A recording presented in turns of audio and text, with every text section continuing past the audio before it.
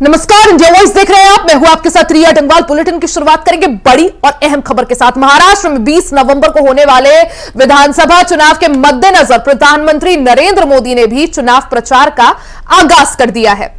PM Modi ने महाराष्ट्र के धुले में चुनावी रैली को संबोधित किया। पीएम मोदी ने सभा में आई जनता का आभार जताया और इसके बाद महाविकास अघाड़ी पर जमकर प्रधानमंत्री नरेंद्र मोदी बरसे। पीएम मोदी ने रैली में कहा कि महाराष्ट्र की जनता जनार्दन ने विधानसभा चुनाव में एनडीए की विजय का शंखनाद कर दिया है।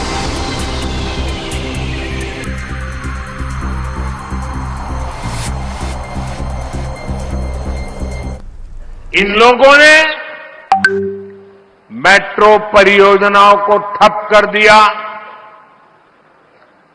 वाटवण पोर्ट के काम में अड़ंगा लगा दिया, समृद्धि महामार्ग बनने में रुकावटें पैदा की।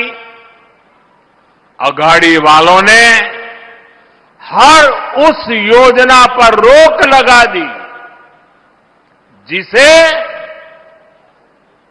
महाराष्ट्र के लोगों का भविष्य निश्चित उज्जवल होने वाला था।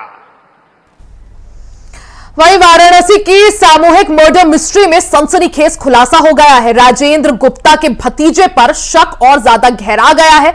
5 हत्याओं के बाद से भतीजा फरार चल रहा है। पुलिस ने गिरफ्तारी के लिए 6 टीमें बनाई है। पुलिस को बड़ा क्लू भी मिला है।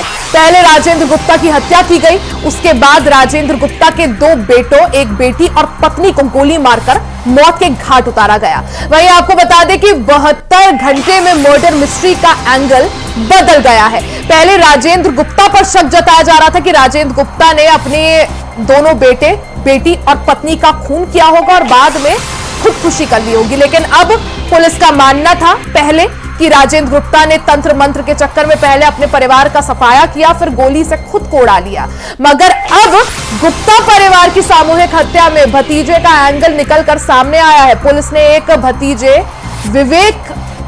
विक्की को हिरासत में लिया, जबकि दूसरा भतीजा गणेश फरार चल रहा है। सीधा रुख कर लेते हैं ज्यादा जानकारी के लिए धर्मेंद्र पांडे का। धर्मेंद्र, जिस तरह से वाराणसी में ये पूरा मर्डर कांड सामने आया था, 5 लोगों की हत्या कर दी जाती है। पहले पुलिस का शक राजेंद्र गुप्ता पर था कि उसने खुद अपने तंत्र मंत्र के चक्कर में अपने दोनों बेटे, बेटी और पत्नी को मौत के घाट उतारा होगा और बाद में खुदकुशी की होगी। लेकिन अब नया एंगल सामने आया है, नया खुलासा हो रहा है। जो भतीजा है उस पर शक और ज्यादा गहरा गया है। क्या कुछ वजह कि यहां पर भतीजे का एंगल सामने आया है और भतीजे पे क्या शक? देखिए, वाराणसी में गुप्ता परिवार के 5 लोगों की हत्या के बाद एक तरफ जहां यूपी में सियासी सरगर्मी बढ़ी है, वहीं दूसरी ओर यूपी में योगी सरकार की पुलिस, वाराणसी पुलिस कमिश्नरेट जो है इस मामले को लेकर काफी गंभीर है और काफी इस मामले को सुलझाने के लिए तह तक जांच पहुंची है। राजेंद्र गुप्ता की अगर बात करें तो राजेंद्र गुप्ता जो है शराब कारोबारी था और भदैनी में इसके जो संपत्ति थे, जो मकान थे, लगभग उसकी मार्केट वैल्यू जो है 20 करोड़ के आसपास थी और 20 करोड़ की संपत्ति में लगभग 50 ठेकेदार थे।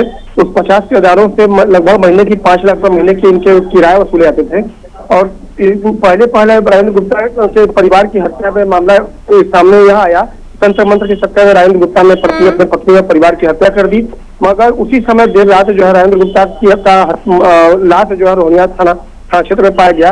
इसके बाद एक नया रुख जो है पुलिस ने नया रुख लिया और नए तरीके से तफ्तीश जारी की, जिसके तहत फिर दोबारा जो है तफ्तीश में नया मामला खुलकर सामने आया कि संपत्ति के विवाद को लेकर कहीं न कहीं इसमें इससे पूर्व जो राजेंद्र गुप्ता जो है विक्की और बड़े भाई के मर्डर केस में जेल जा चुका था, जिसमें विक्की और उनके भाई जुगनू जो है इस मामले को लेकर पहले से ही रंजिश चली आ रही थी और इनकी माँ के द्वारा इस मामले में पुलिस को बयान दिया गया। राजेंद्र गुप्ता की मां ने बताया इस मामले में कहीं कहीं विक्की और जुगनू जो उनके भतीजे हैं शायद राजेंद्र गुप्ता के, उनके हाथ हो सकते हैं, क्योंकि उन्होंने अपने माँ से, अपने दादी से इनको मर्डर करने की बात कही थी। और इनकी माँ की बात माने, माँ ने जो बयान दिए पुलिस को, उसमें उन्होंने बिल्कुल जिस तरह से धर्मेंद्र माँ का बयान क्योंकि अब सामने आ गया है, अब जिस तरह से देखे कि जो दो भतीजे हैं, विक्की और एक दूसरा भतीजा, विक्की जो है पुलिस की हिरासत में है, लेकिन जो दूसरा है वो अभी भी फरार चल रहा है। विक्की से पूछताछ कितना आगे बढ़ पाई है? क्या विक्की ने कुछ यहाँ पर पुलिस को बताया है, कुछ क्लू पुलिस या लीड जो है पुलिस के हाथ लगी हो? पुलिस ने अब तक जो है ये बता दें कि 500 जो है सीसी फुटेज खंगाले हैं और जो पोस्टमार्टम रिपोर्ट आए हैं, पोस्टमार्टम रिपोर्ट में लगभग जो है 15 गोलियां मारी गई हैं लगभग 5 लोगों को, और इस 15 गोलियों में लगभग 3 खोखे बरामद हुए हैं। और जो राजेंद्र गुप्ता के घर में परिवार में जब हत्याएं हुई उसमें काफी कीमती सामान और जेवरात भी बिखरे मिले, तो कहीं कहीं उससे भी गुम होने की बात सामने आ रही है। और दूसरी बात यह है कि विक्की अभी तक फरार है और जुगनू से जो है पुलिस पूछताछ कर रही है। और विक्की की जो है लगातार गुजरात और सूरत से उनकी दादी ने जो बयान दिया, गुजरात से और जो है सूरत से तमाम जो है शूटर्स बुलाए थे, उनके द्वारा इस हत्या का अंजाम दिया। और विक्की देर रात तक जिस रात मर्डर हुआ राजेंद्र गुप्ता का, देर रात तक उनकी पहली पत्नी और उनके बेटे से जो है लगातार लंबी फोन पर बात करता था। तो कहीं कहीं उनकी पहली पत्नी और बेटे का भी इस मामले में शामिल होने की बात शंका पुलिस के द्वारा शंका जाहिर की जा रही है। पुलिस उस मामले में भी उस एंगल को लेकर भी तफ्तीश कर रही है। तो धर्मेंद्र, हालांकि जब भी इतने बड़े हत्याकांड को अंजाम दिया जाता है तो उसके पीछे कुछ ना कुछ मोटिव होता है। क्या माना जाए इस पूरे मामले में संपत्ति का विवाद ही मोटिव, संपत्ति का लालच ही मोटिव? और जिस तरह से आपने भी बताया कि विक्की जो है मर्डर की रात से ही फरार चल रहा है, विक्की की लोकेशन ट्रेस करने के लिए क्या कुछ अभी तक कदम पुलिस द्वारा उठाए गए हैं?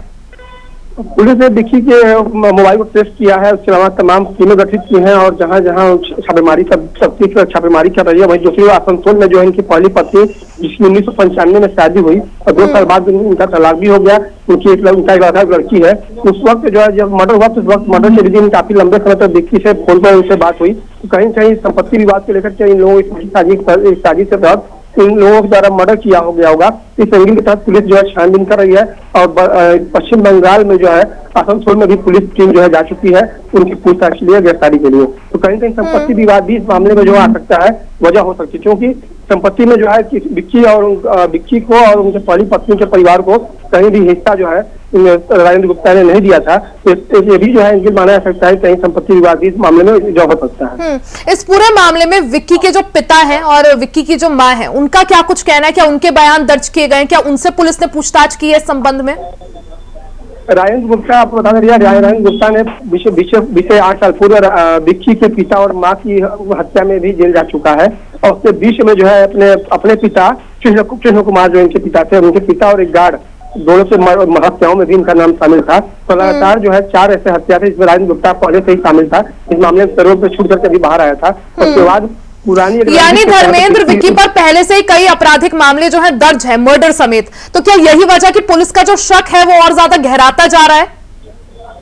जी बिल्कुल बता दें कि विक्की जो है कहीं कहीं आपराधिक मामले में लिप्त था और राजेंद्र गुप्ता पहले से लिप्त था। राजेंद्र गुप्ता पहले से ही विक्की के माता पिता के हत्या में शामिल था और जेल जा चुका था। तो पुरानी एक रंजिश थी, विक्की को अपने पिता के मौत का बदला लेना था।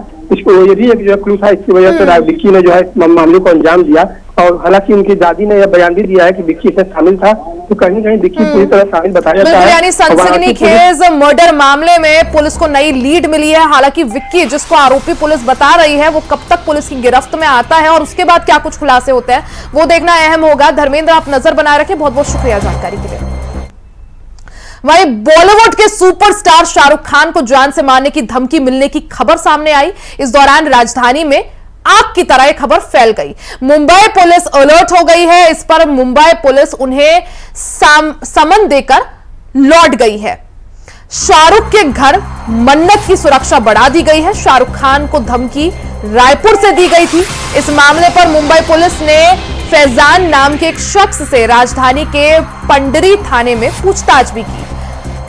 तो इंडिया वॉइस के संवाददाता मनोज शुक्ला से खास बातचीत में रायपुर सीएसपी आईपीएस अजय कुमार ने बताया कि फिल्म स्टार शाहरुख खान को मिली धमकी मामले को लेकर मुंबई पुलिस ने रायपुर के एक शख्स फैजान खान को पूछताछ के बाद छोड़ दिया है। मुंबई की बांद्रा पुलिस रायपुर पहुंची थी। पुलिस ने रायपुर के पंडरी थाना स्थित सोसाइटी अशोका आइकॉन से फैजान को हिरासत में लिया और थाने में उससे पूछताछ की। पुलिस की पूछताछ में फैजान ने बताया कि उसका मोबाइल गुम हो गया था।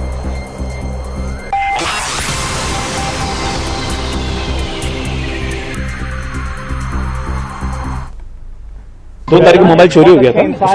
उसकी कंप्लेंट दी, इधर उसकी कंप्लेंट दी हुई मैंने खमाड़ी पुलिस स्टेशन में।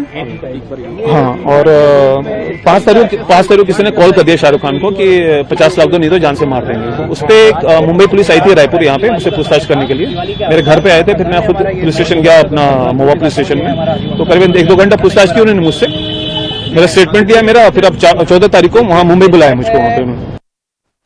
बॉलीवुड सुपरस्टार्स को जान से मारने की धमकी देने का मामला तूल पकड़ते जा रहा है। इससे पहले हालांकि समय समय पर बॉलीवुड के सुपरस्टार सलमान खान को भी जान से मारने की धमकी कई बार दी गई थी। बीते दिन शाहरुख खान को भी जान से मारने की धमकी दी जाती है। मुंबई ट्रैफिक पुलिस के पास यह धमकी बड़ा मैसेज आता है, जिसके बाद पुलिस ने अपनी जांच इस मामले में तेज कर दी। मुंबई पुलिस अलर्ट हो गई है। मुंबई पुलिस ने इस दौरान शाहरुख खान के घर मन्नत के बाहर सुरक्षा भी बढ़ाई है। वहीं दूसरी तरफ शाहरुख खान को धमकी रायपुर से दी गई थी। इस मामले पर मुंबई पुलिस ने फैजान नाम के एक शख्स से राजधानी के पिंडरी थाने में पूछताछ भी की। इस दौरान इंडिया वॉइस के संवाददाता मनोज शुक्ला से खास बातचीत में रायपुर सीएसपी आईपीएस अजय कुमार ने बताया कि फिल्म स्टार शाहरुख खान को जो धमकी दी गई थी वो एक रायपुर में स्थित शख्स जिसका नाम फैजान है उसने दी थी। फैजान को पुलिस ने हिरासत में भी लिया और फैजान से पूछताछ करने के बाद उसे छोड़ दिया। पूछताछ के दौरान फैजान ने पुलिस के सामने कबूल किया कि उसका फोन जो है वो गुम हो गया था। तो सुपरस्टार शाहरुख खान को जान से मारने की धमकी के मामले में पुलिस को हाथ बड़ी लीड लगी है। जिस शख्स ने शाहरुख खान को धमकी दी थी वो धमकी भरा फोन कॉल छत्तीसगढ़ के रायपुर से आया था। कॉल करने वाले का नाम फैजान बताया जा रहा है। इस पूरे मामले को लेकर फैजान को पुलिस ने हिरासत में लेकर पूछताछ भी की, जिसमें फैजान ने पुलिस को बताया कि उसका फोन कुछ दिन पहले गुम हो गया था।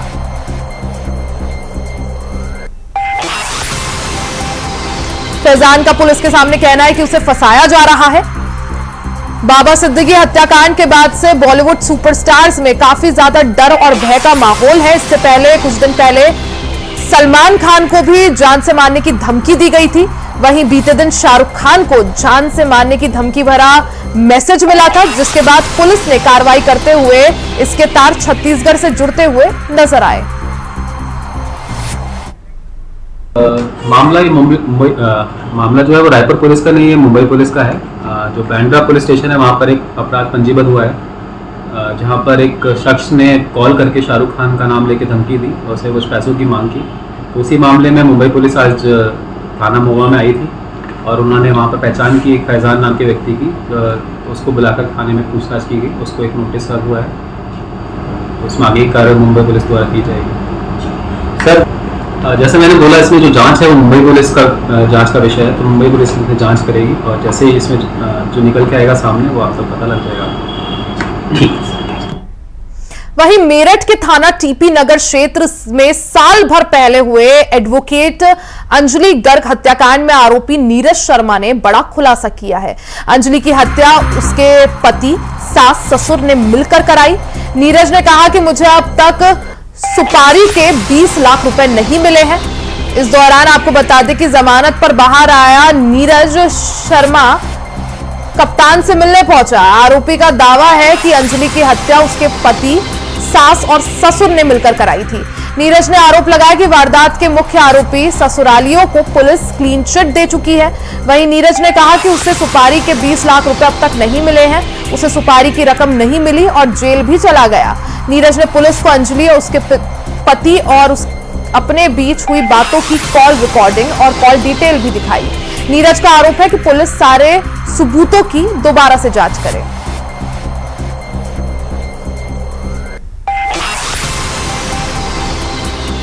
तो पूरा मामला मेरठ से है, जहां अंजलि गर्ग हत्याकांड में बड़ा खुलासा हुआ है।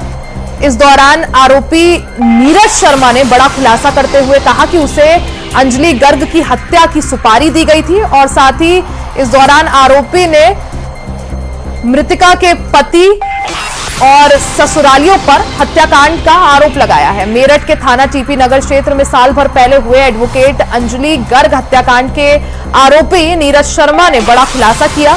अंजलि की हत्या उसके पति, सास और ससुर ने मिलकर कराई। नीरज ने कहा कि मुझे अब तक सुपारी के 20 लाख रुपए नहीं मिले हैं। जमानत पर बाहर आया नीरज शर्मा इस दौरान पुलिस कप्तान से मिला और उसने दावा किया कि अंजलि की हत्या उसके पति, सास और ससुर ने मिलकर कराई थी। सीधा रुख कर लेते हैं शाहरुख सैफी का। शाहरुख, जिस तरह से मेरठ में 1 साल पहले एडवोकेट अंजलि गर्ग हत्याकांड के मामले में अब एक नया खुलासा हुआ है। जो मुख्य आरोपी है नीरज शर्मा, उसने मृतिका के पति और जो ससुराल वाले हैं उन पर हत्या का आरोप लगाया है। क्या कुछ जानकारी?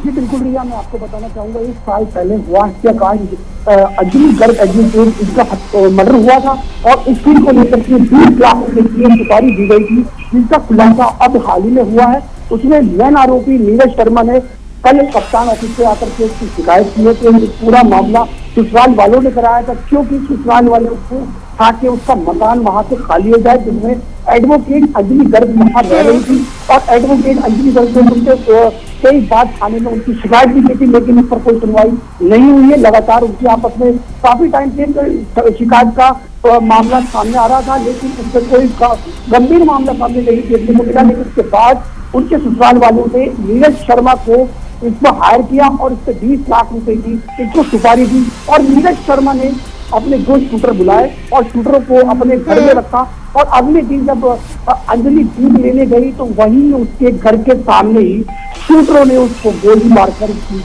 हत्या कर दी। और इसी मामले में नीरज शर्मा जेल से 1 साल बाद बाहर आकर के उसने एक बड़ा खुलासा किया है कि मेरे दिए हुए 20 लाख रुपए की सुपारी के अभी तक पैसे भी नहीं मुझे मिले। क्या शाहरुख, जिस तरह से नीरज का दावा है कि जो अंजलि का पति है जिसने पूरा हत्याकांड की साजिश रची, नीरज को सुपारी दी, क्या उसके पति और नीरज के बीच के कॉल रिकॉर्ड्स या कॉल डिटेल्स भी सामने आए हैं जिससे इस बात की पुष्टि हो सके?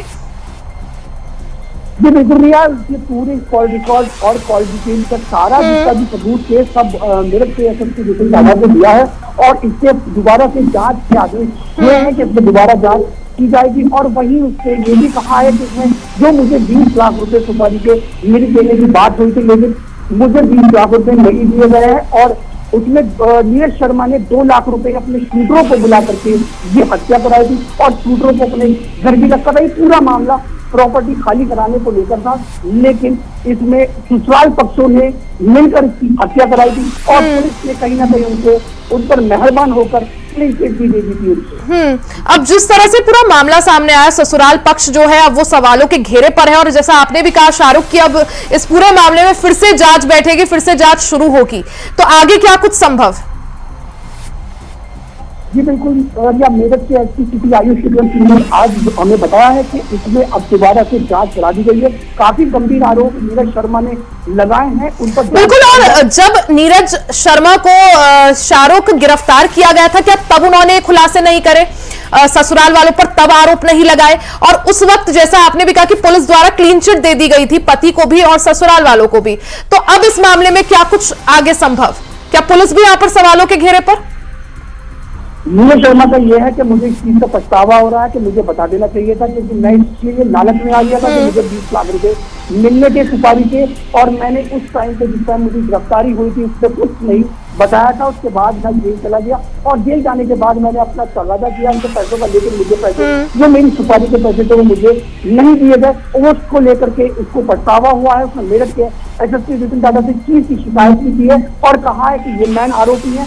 ससुराल पक्ष के लोग जिससे पुलिस कहीं ना कहीं मेहरबान हुई थी और मेहरबान होकर के उसने इनको क्लीन चिट दे दी, लेकिन अब कहीं ना कहीं दोबारा जांच के आदेश दे दिए गए।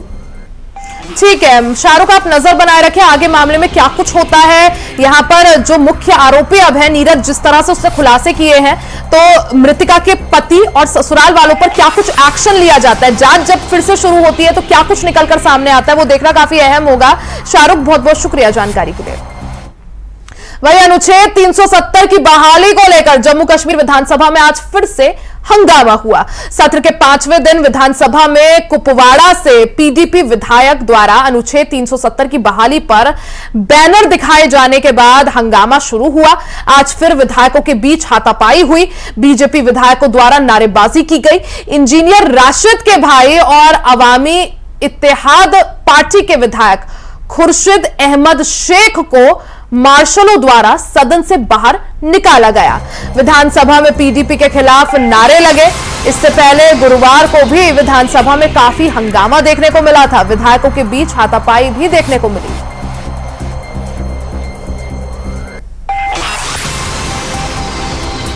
अनुच्छेद 370 को लेकर गहमागहमी बढ़ती जा रही है। जिस तरह से नेशनल कॉन्फ्रेंस ने चुनाव से पहले जनता से वादा किया था कि अगर उनकी सरकार बनती है तो अनुच्छेद 370 वापसी और स्पेशल स्टेटस जो है जम्मू कश्मीर का वो वापस करने के लिए बड़ा कदम उठाया जाएगा। ऐसे में विधानसभा सत्र के आज 5वें दिन भी इसको लेकर जमकर बवाल हुआ। जिस तरह से अनुच्छेद 370 की वापसी को लेकर एक प्रस्ताव जम्मू कश्मीर विधानसभा में पास हुआ है, उसके बाद से ही भारतीय जनता पार्टी के विधायक इसका विरोध कर रहे हैं। इसी कड़ी में आज विधानसभा सत्र के 5वें दिन भी सदन में जमकर हंगामा हुआ। विधायकों के बीच हाथापाई भी देखने को मिली।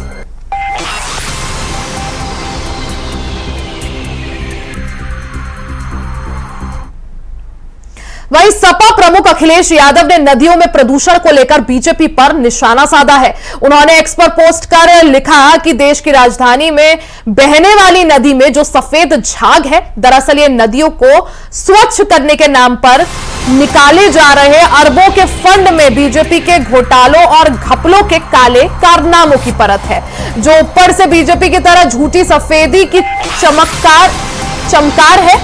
सच में यह बीजेपी का काला भ्रष्टाचार है। अखिलेश यादव ने कहा कि जब छठ पूजा पर नदियों का यह हाल है तो बाकी समय क्या होगा, कहने की जरूरत है क्या। तो ये अखिलेश यादव का पोस्ट हम आपको दिखा रहे हैं। सोशल मीडिया प्लेटफॉर्म एक्स पर पोस्ट कर अखिलेश यादव ने छठ पूजा में दिल्ली में जिस तरह से प्रदूषण का लेवल नदियों में बढ़ता जा रहा है, उसको लेकर जमकर अखिलेश यादव बीजेपी सरकार पर भड़कते हुए नजर आए।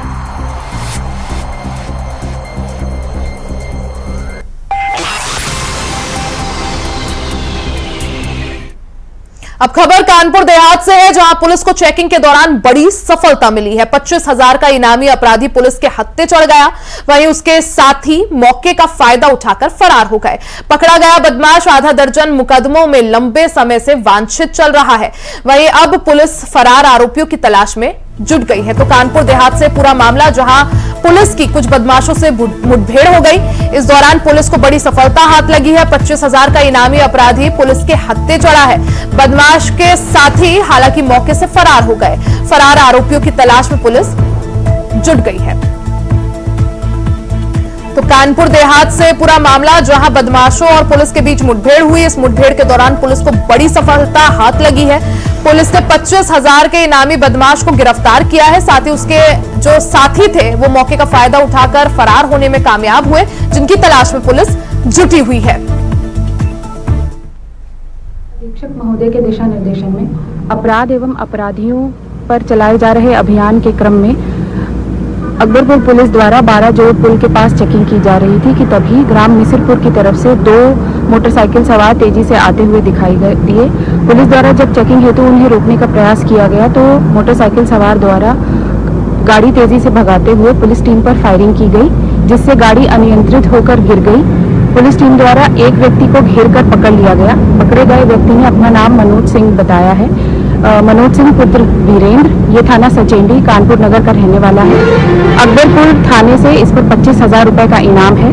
साथ ही जनपद कानपुर देहात में लगभग आधा दर्जन मुकदमों में ये व्यक्ति वांछित है। दूसरे फरार व्यक्ति की तलाश की जा रही है। शीघ्र ही उसकी भी गिरफ्तारी सुनिश्चित की जाएगी। इसी के साथ बुलेटिन में फिलहाल के लिए सिर्फ इतना ही। खबरों का सिलसिला जारी रहेगा, बने रहे हमारे साथ।